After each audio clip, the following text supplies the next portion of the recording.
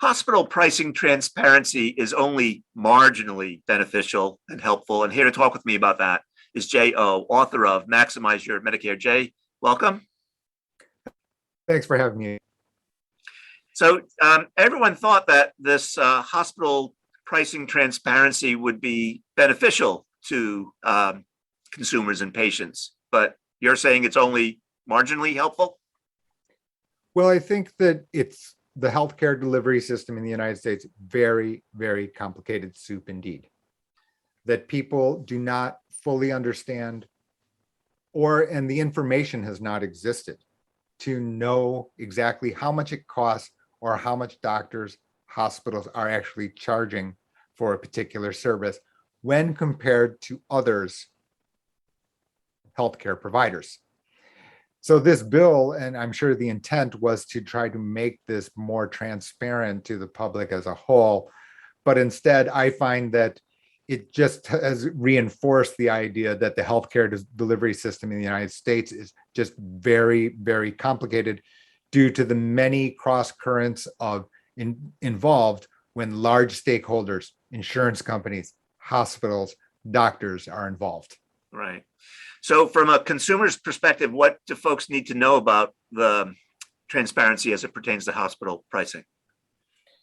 Well, I think that what it does do is it does show, first of all, how complicated it is, first of all, meaning that when persons are covered from individual health insurance or from group health insurance, what ends up happening is the premium has to go and it has to consider a wide variety of different services to other persons also similarly insured, whether that be at your same company, whether it be in the individual market.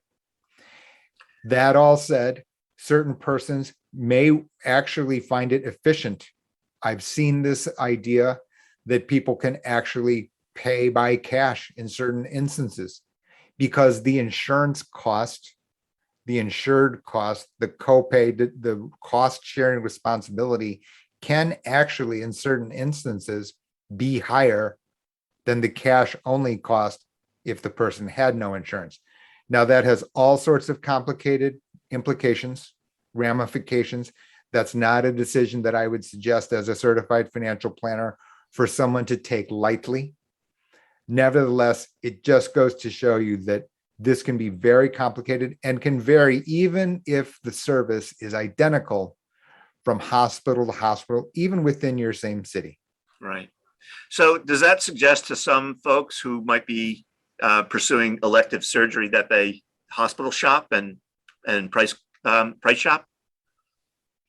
Well, I think it depends on where the person actually is physically located, whether that's even possible or feasible. Mm. Because, for example, individual health insurance almost entirely depends on the network. So as a result, if your particular plan has 3 hospitals, is it possible to make that call? Well, perhaps. But then again, the doctor that you wanted to perform that surgery also needs to be aligned properly with that hospital. Mm. And so now there extra legwork needs to be done. Absolutely. And as far as your individual point, elective surgery going to be difficult because remember that individual health insurance companies have the right to approve or not approve surgical procedures. Right. I think you said at the outset that it's complicated. Truer words. And that is the thing, is that even though there's transparency, there's so many layers in healthcare delivery. There's, for example, in a surgical situation, the number of different parties that are interacting with you, X-ray, preparation, hospital, surgeon, anesthesia. In other words, the list is very, very long. And so just because we know the individual price points, not sure that's going to be entirely comforting to consumers. Yeah. So last question. I mean, given what you've described, the answer for the consumer somewhere between not caring and not investigating it at all, or investigating it to the nth degree. Is there a middle ground as you think about how someone can be a smart shopper?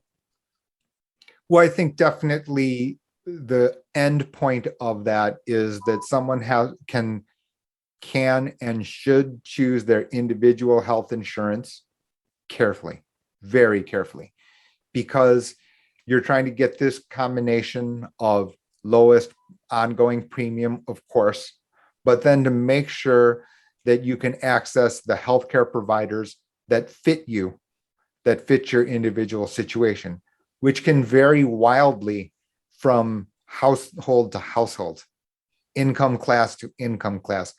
So as a result, just to say, well, my neighbor chose plan X from carrier number 3, I'll do the same thing. That is largely unworkable. Yeah. So we covered a lot of ground. Anything we missed or anything that needs reemphasizing? I'm sure more issues and individual anecdotes will arise, Bob. They always do. Yeah. Well, as you know, I'm always grateful that we have a chance to chat about Medicare and to let people know about your book, Maximize Your Medicare, which is an extremely useful resource for those who are trying to get a handle on a very complicated subject. So thank you, Jae. You're welcome. Thank you.